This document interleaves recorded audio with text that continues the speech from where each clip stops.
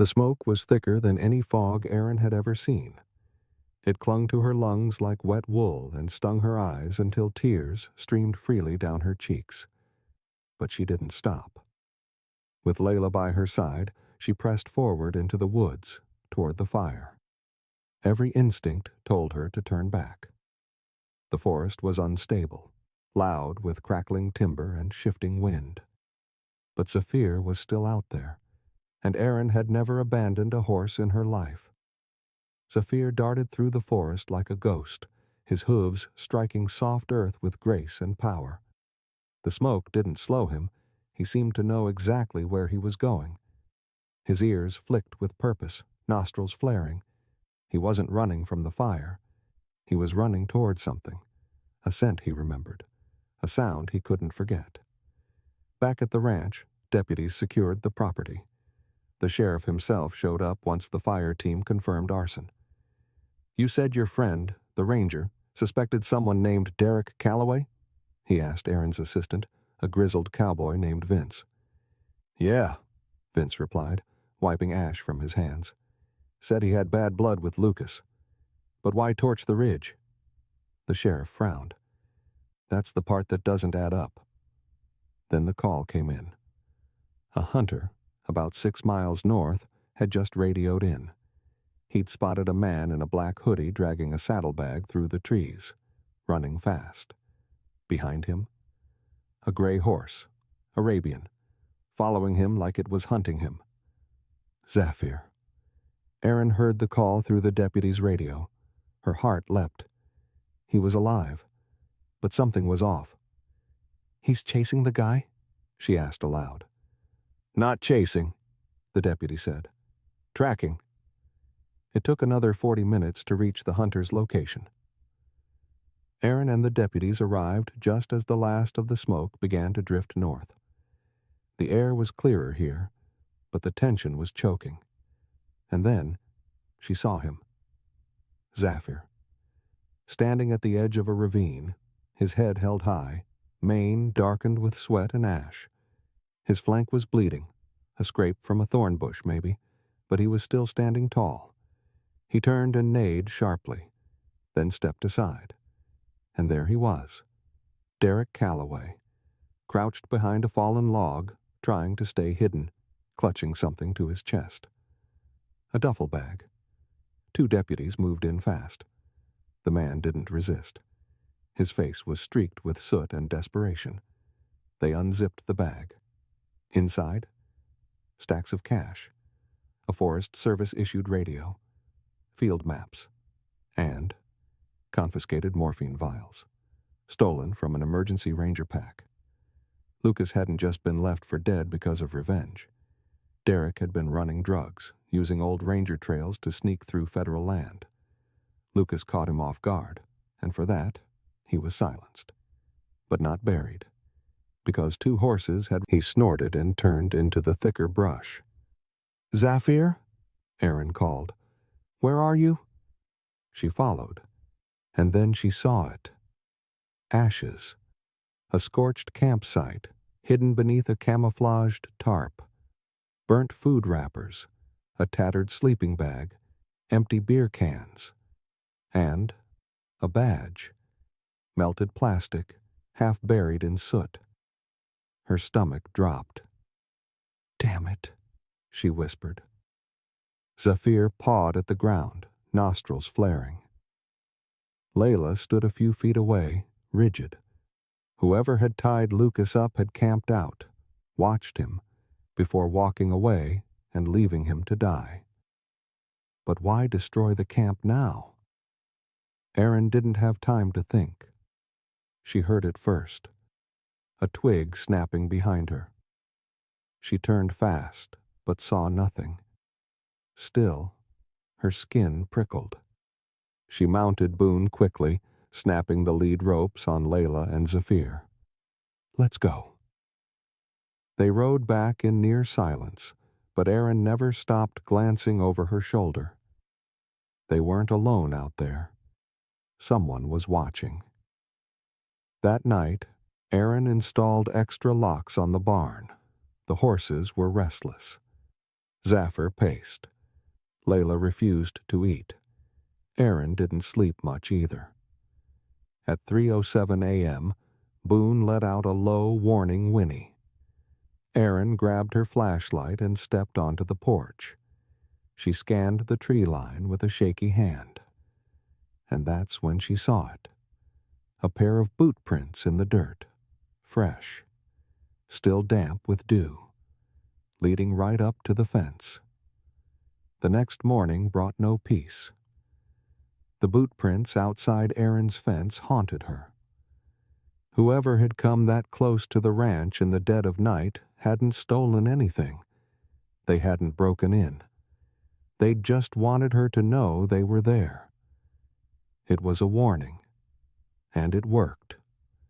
Sheriff's deputies arrived by mid-morning to examine the tracks, but the forest's morning dew had blurred most details. Still, one thing was clear. Someone had been just feet away from Zafir and Layla. Aaron stood near the barn, arms crossed, eyes locked on the trail beyond her property line. The wind picked up, rustling the pines in a way that felt more like whispers than breeze. "She's rattled," one of the deputies said, nodding toward Layla. The mare paced the paddock, tail twitching.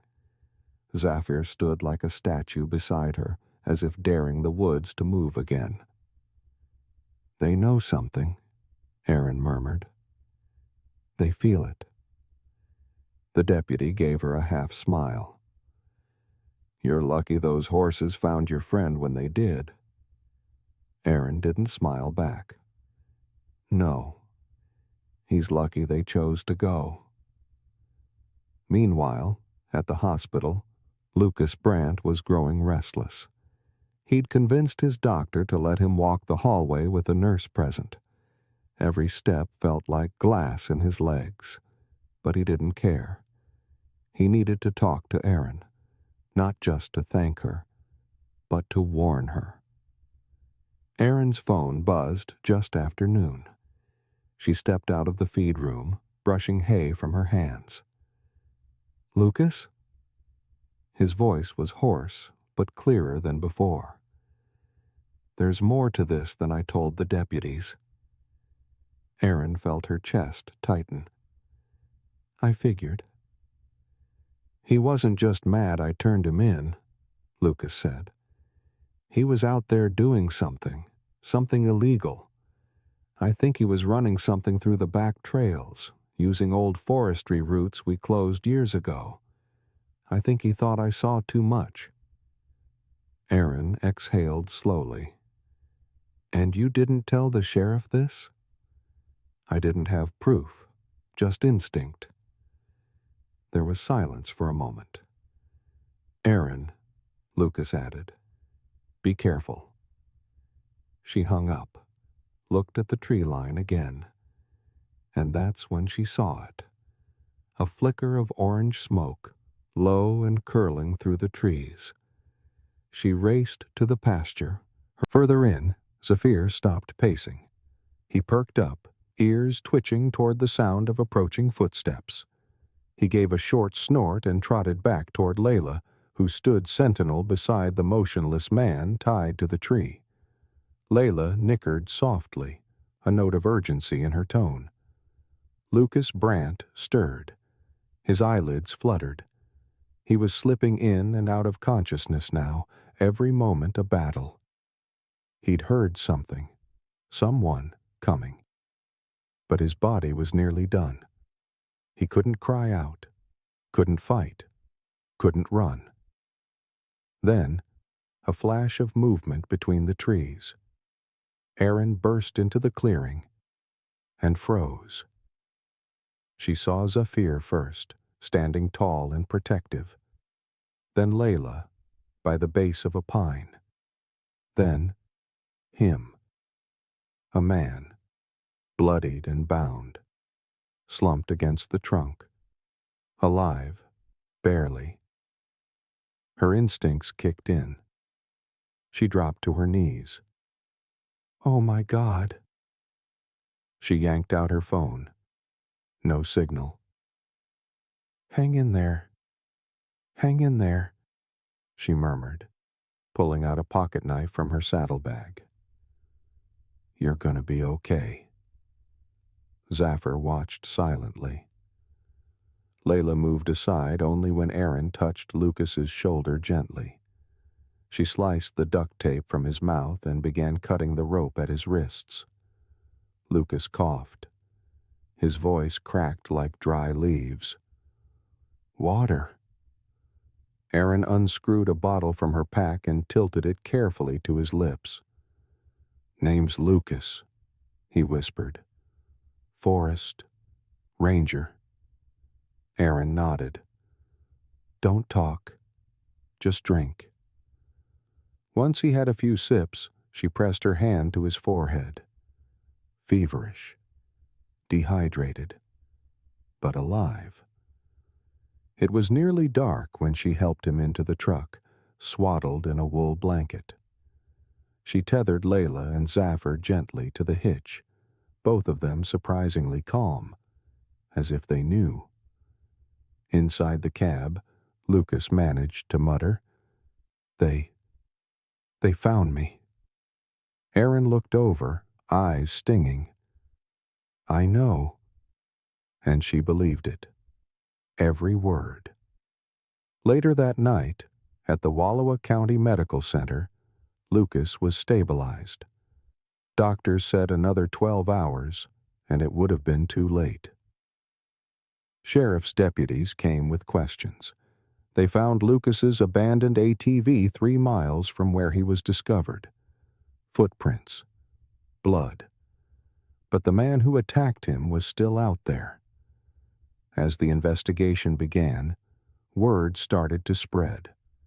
A forest ranger, tied to a tree in the middle of nowhere, discovered not by people, but by 2 Arabian horses. Aaron gave her statement, but her mind kept replaying the image. Layla standing beside the ranger like a guardian. Zafar alert and leading.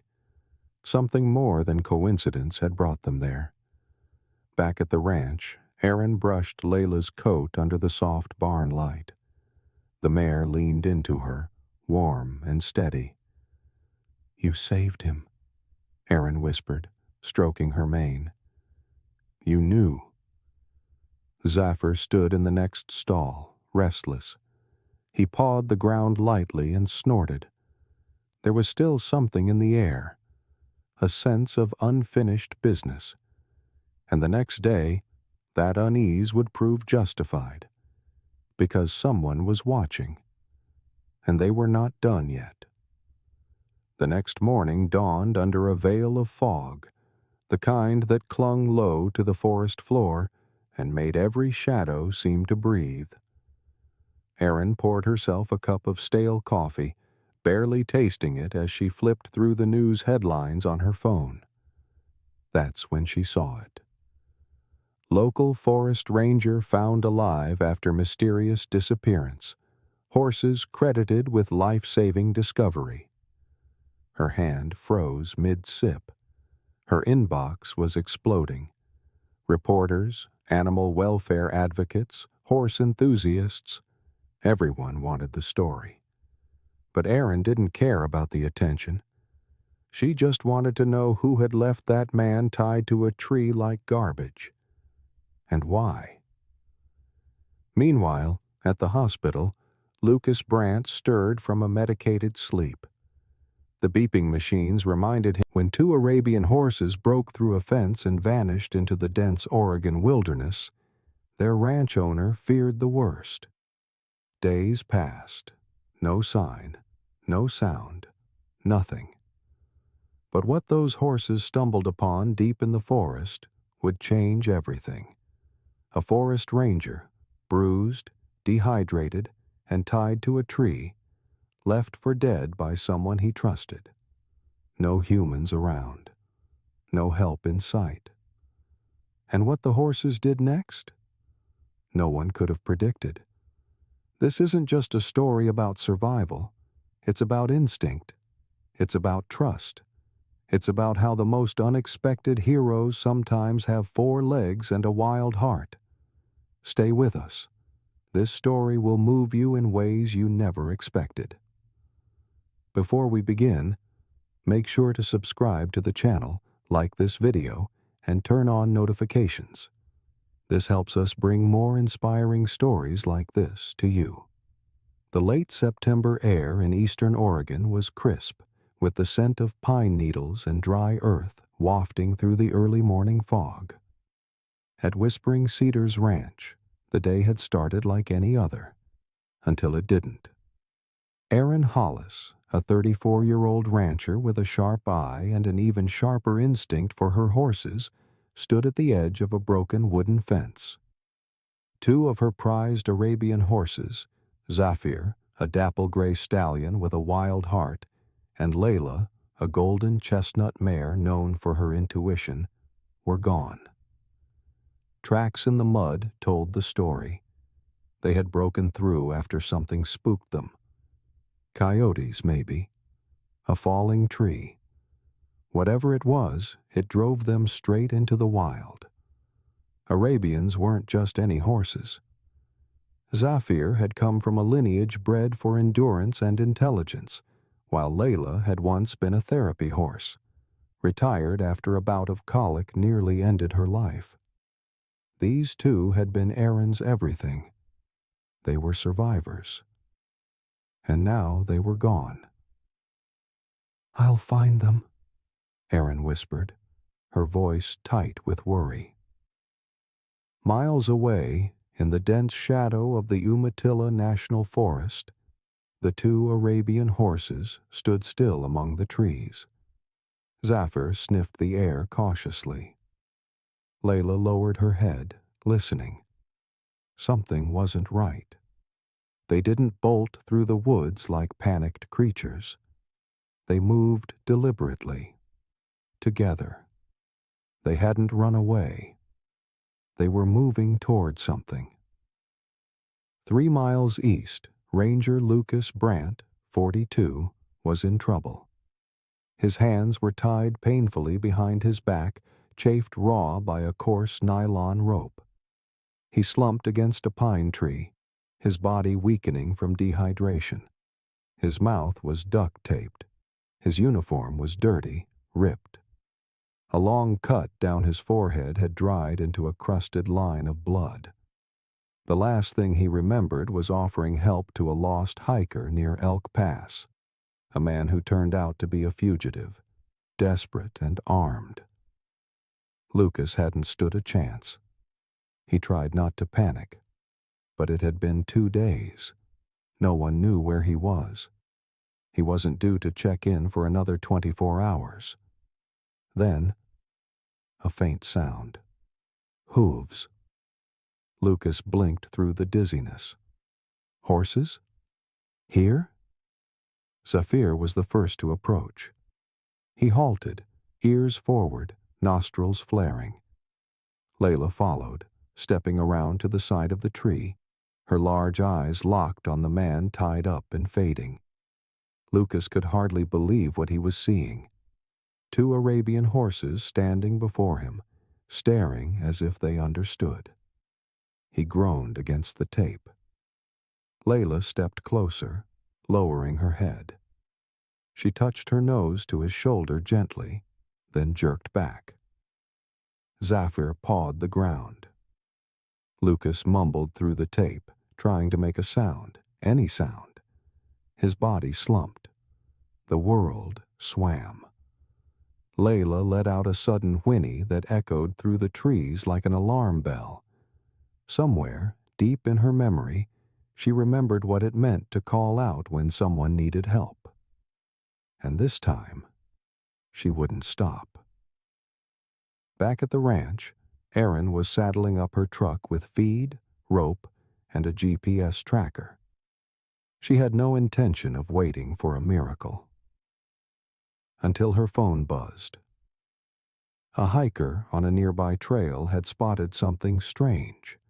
2 Arabian horses near a forestry marker, pacing in circles, one of them whinnying endlessly like it was trying to alert someone. Erin's heart leapt. She grabbed her keys, slammed the door, and floored it. As the sun began to lower, throwing long shadows through the trees, Layla stood guard next to the ranger, while Zafar paced toward the trailhead, his head tossing with urgency. The forest was watching. The horses had found him. But would help arrive in time? The truck tires screeched as Erin pulled off the gravel road onto the narrow fire trail, her heart hammering louder than the engine. The GPS pinged faintly in the cab, marking the last known location where the horses were seen.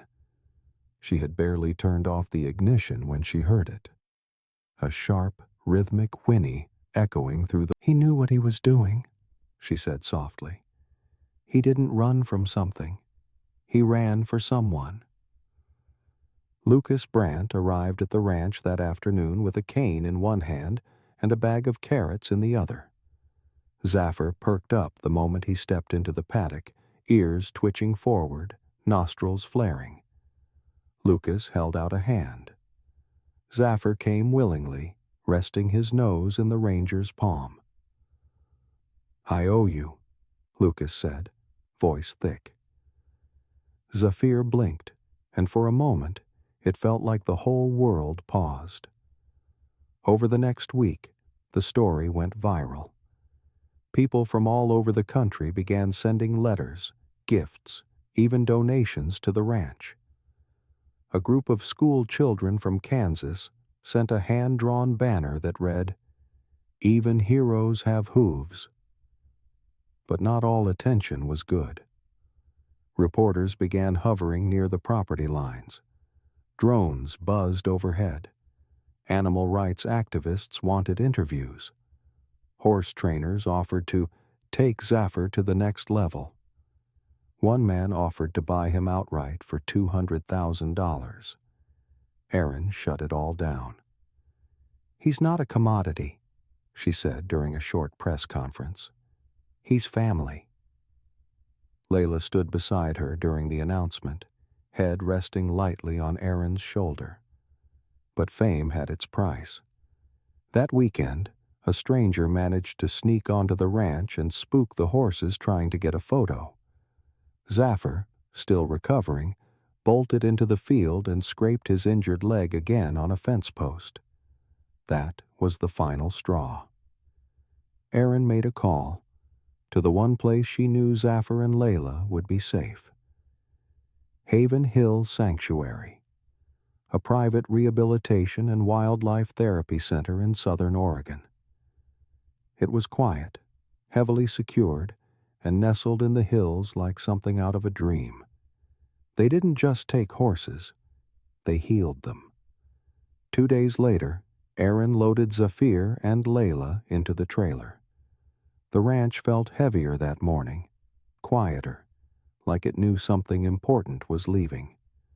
As she closed the trailer door, she pressed her forehead gently to Zafir's.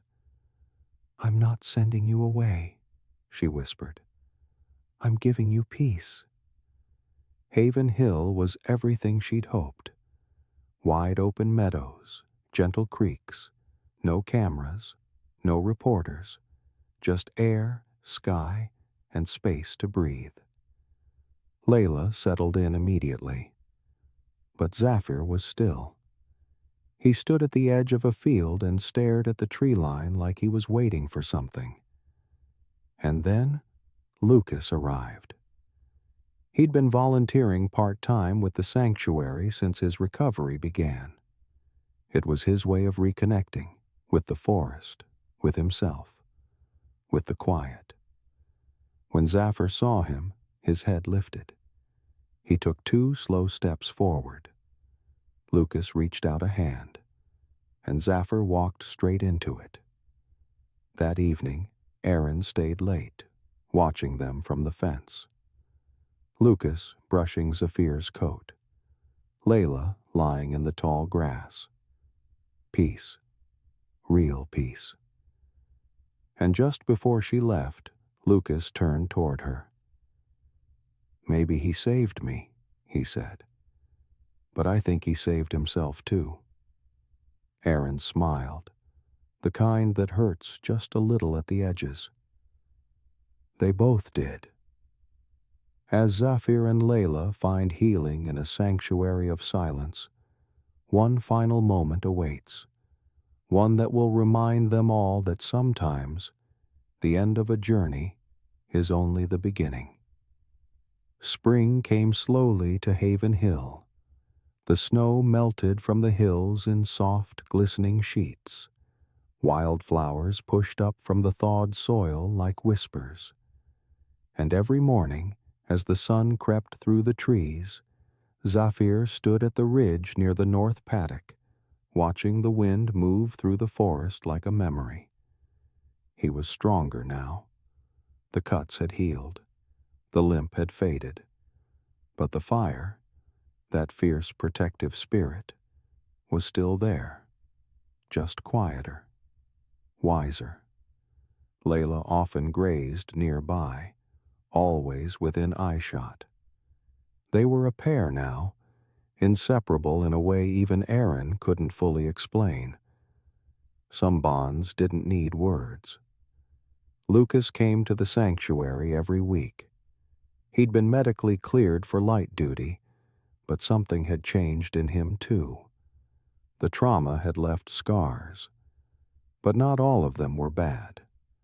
Some scars reminded you that you lived through it, that you fought through it. He and Zafir had a ritual now. Brush, walk, breathe. Sometimes Lucas would talk about the forest, about his fears, about how close he came to being erased from the world like a leaf on the wind. Zafir never responded, but he always listened. One quiet afternoon, Erin arrived at Haven Hill with a sealed envelope in her hand. She found Lucas at the edge of the training ring, tossing hay to the geldings. She hesitated, then handed him the envelope. "What's this?" he asked. "An invitation," she said. Lucas opened it and read silently. Then he looked up, brow furrowed. "You're reopening the ranch?" Aaron nodded. "Not just as a ranch, as a rescue and training center, for therapy horses, for veterans, for survivors." She smiled, eyes brimming. "I want Zafir and Layla to come home, but only if they're ready." Lucas turned to look across the pasture. Zafir stood beneath the old oak tree, sunlight glowing on his coat. When he saw them watching, he lifted his head and took a few steps forward, as if he understood, as if he was already saying yes. 2 weeks later, a new sign hung at the front gate of Whispering Cedars. Whispering Cedars Sanctuary, for horses, for heroes, for healing. The first public open house drew a small crowd, neighbors, rangers, horse lovers. But one moment stole everyone's breath. It was just after noon when Aaron opened the main paddock gate and let Zafir and Layla step onto the green grass of home again. Layla trotted, tail high, ears flicking happily. But Zafir stopped. He stood still for a long moment, looking across the fields, as if searching for something buried in the air. Then, slowly, he walked. Past the barn, past the paddock fence, toward the old pine at the edge of the field. The same spot where Aaron had once found their tracks disappearing into the trees. He lowered his head, and with a slow exhale, pressed his nose gently to the ground, as if remembering, as if saying goodbye. Then he turned back, trotted to the center of the pasture, and reared up once, his front legs cutting through the air like a flag raised to the sky. The crowd fell silent, not because they were watching a show, but because they were witnessing a soul reclaim its purpose. That night, Aaron sat by the barn, Layla dozing at her feet, Zafir nearby under the stars. She whispered into the dark, unsure if anyone, horse or human, was still awake. "You didn't just survive," she said. "You taught us all how to fight for something bigger." Zafir shifted slightly, then settled. And in the quiet, Aaron smiled, because she knew this wasn't just a story about horses. It was a story about hope, about how something wild and wounded could become something whole. If this story touched your heart, subscribe to the channel and leave a like. Share it with someone who believes in second chances and the power of connection. Together, let's spread stories of courage, compassion, and the incredible spirit of Arabian horses.